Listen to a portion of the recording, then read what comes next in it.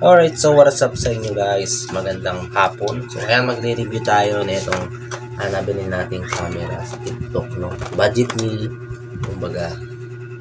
So ayan, ito yung kanyang ano. Ayan, para siyang GoPro mga idol. Ayan. May dual screen siya. Meron siyang 20 megapixel. Tapos may 40k 40 and 30 fps. 64 oh. Ang galing. Kaya niya ng ano, yung memory card ng 64 gig. Tapos naka 720 ano na siya, may wifi. Yan. Sa likod naman, so ayun, so ito na yung ano natin, nabili nating camera no, sa TikTok. So accessories, papakita natin yung accessories. Medyo ano, open lang natin. So mapakita ko sa yung accessories. Actually yung camera, nandito na siya yung camera. Ayan o. So ito yung case niya, skeleton case na sinuot na natin. Ayan o, skeleton case. GoPro siya, parang GoPro, ganda no. So yung quality na ito, abangan nyo. I-review ko muna yung nasa ano, nasa box na ito, yung mga accessories. Ito yung kanyang waterproof case. So na-testing ko na to sa tubig ng ilang minuto. So goods naman kasi hindi naman siya napapasukan ng ano, ng tubig. Then accessories, ayan. Wala tayo sa maraming accessories to, hindi kayo lugi. Ayan mga accessories. Ito yung ano sa chin, pwedeng sa chin mount nilalagay. Meron pamunas. Then meron tali na ano, tie strap, may strap to. Ayan, meron din mga another na ano mga chain. Hindi ko alam ito sa may bicycle, alam ko ito sa bicycle eh. Kasi ito another chain naman dito. Ito yung nilalagay oh. Ito sinasalpakan dito. Ito nag-blurred. Ayan, sinasalpakan dito. Nag-blurred ako. Ayan. Meron din ng mga ano 3M. Sa another yung type dito para kung sakali masira ito, meron additional. Ayan, so extra may battery isa lang, pero dito magandang klase yung battery, no? Isa sa na-recommend ko sa inyo yung battery na Toyo. Ito papakita sa inyo yung Toyo. Ito yung camera na binili ko na isa, yung das kong ginagamit. Ito yung battery, dapat yung bilihin. Yan Toyo. Napaka solid nito, napaka kunat. Tapos papakita ko sa inyo yung ano nito, yung kuha nito. So sa mga ano, comment lang kayo kung anong, may mga tanungan kayo, comment lang. Tapos meron din palang ano, ay gagi, charger nya. Yan, charger. Isa-isayin natin no, mga katanungan nyo para masolusyonan. Sakto sa mga ano, sa mga beginner na nag-uumpisa mag-vlog. Yan, sakto. Budget, tsaka natin pag-uusapan. Siyempre, step by step muna tayo. Then ito, ayan, nakalagay na yung ano niya. So wala pa sa memory. So open natin. Long press lang. Yan, iilaw na siya dito. Ayan na. Long press. Long press na lang dito. Itong M. Long press nyo dyan para mag-open siya. Ayan kung nakikita nyo.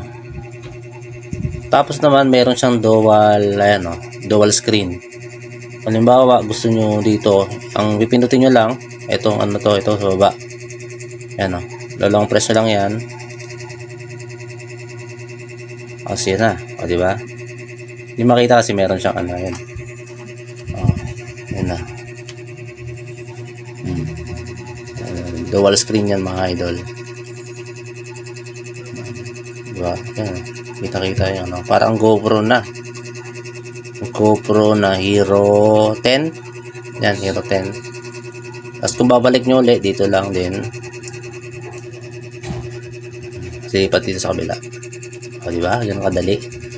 Ngayon, pagdating naman sa quality, set ko siya ng 720p 30 fps. Yan, usapan din natin kung ano ba yung mga purpose ng mga ano yan, yung 720 1080p. Yan, pag-usapan natin. So tara, so test natin dun sa labas yung quality na itong video na to, no? Bala na kayong umusga kung maganda ba, o para sa akin goods naman to para sa mga nag-uumpisa mag-vlog. So kung napasok to sa akin, pang front cam ko lang naman din to. Tapos ito naman yung ating camera na isa, nodless kong ginagamit, ng Akaso Blade 6. Yan, ako GoPro, pero ito yung ano yan, Akaso medyo 1 to. Yan.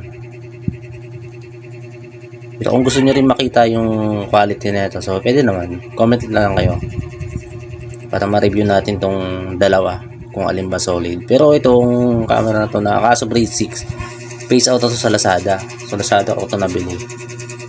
Yan. Ang magkano compression na ito, nasa 3,000 yata. 3,000. Nagtataka kayo kung bakit may butas dito. Pina-external mic ko siya. Pina-modified ko siya, no?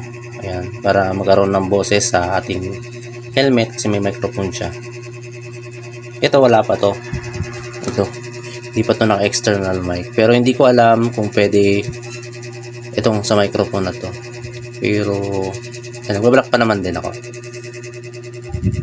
Yan, pwede to i-upgrade ng GoPro lens. Yan, pwede to i-upgrade. Pero kung update ko kayo. Pero yung quality ng video to, try natin. Tara. A few moments later. 4K Ultra na nabili natin sa TikTok. So ito yung footage na kanyang na resolution na ginamit natin, yung 720 30 fps. Diyan sa front camera natin, din sa ating 720 din, no. So marami kasi nagsasabi na malabo daw, hindi daw maganda. So tingnan nyo, comment na lang kayo mga ka-idol kung ano yung comment nyo about dito sa ating camera na front, no. Ayan, comment na lang kayo kung ano yung say nyo.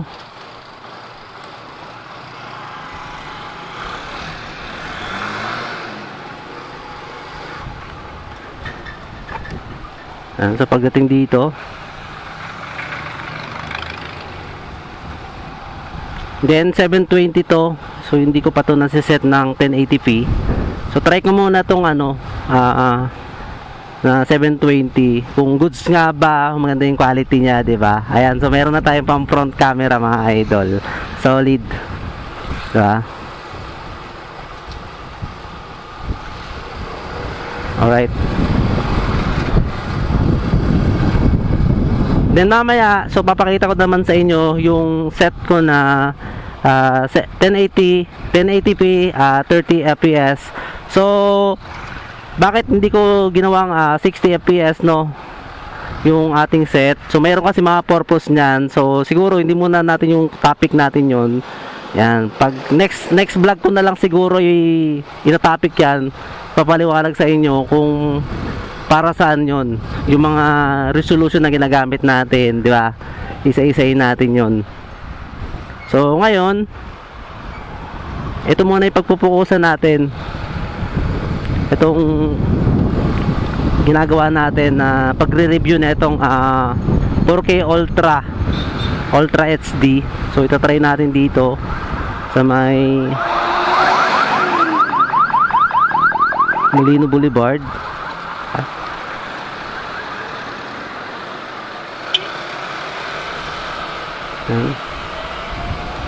So yung gamit ko palang mga ka-idol na camera dito sa atin, Akaso. Kaya sa mga nagtatanong, no, baka sabihin nyo na naman as a fake news to. Ayan, no, papakita ko sa iyo, ayan, 4K Ultra HD. So yan, goods. Wow, di ba? Review natin to. Tara, let's go, biyahe muna tayo.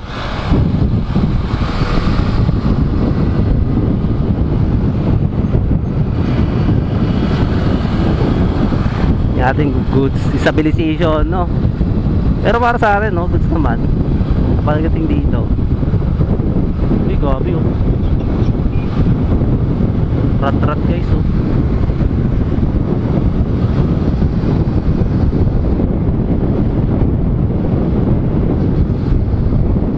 Ayan, so iikot na rin tayo dito sa may Sita Italia. Ayan, so U-turn tayo. Test lang natin, then tapos sunod yung 1080p 30 fps.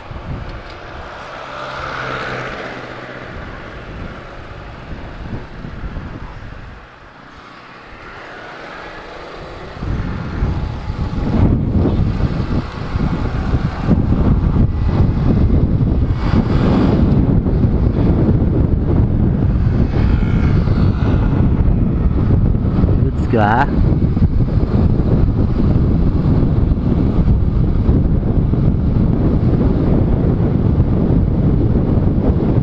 Kaya gusto ko muna set muna natin ng 720. Tingnan natin kung matagtag pa siya sa mga ano.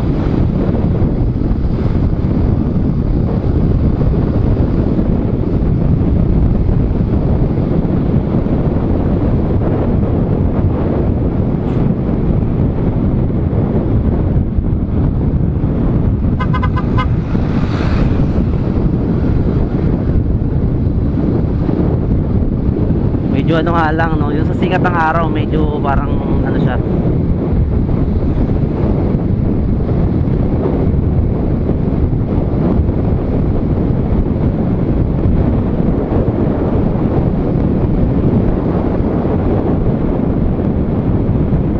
Ayan, uy, may tubig. May tubig na sumirit. So yun lang sa mga idol, sana makatulong tong munti nating vlog sa mga nag-uumpisa, di ba? And sana makatulong. Then so hanggang sa muli mga ka-idol, so hanggang dito na lang yung ating vlog. So maraming salamat sa mga nanonood. And ingat palagi. Nag-iwan lang katagal si JB Motovlog. Be right, be safe, and God bless. Don't forget like and share and subscribe. Okay, peace out. Peace.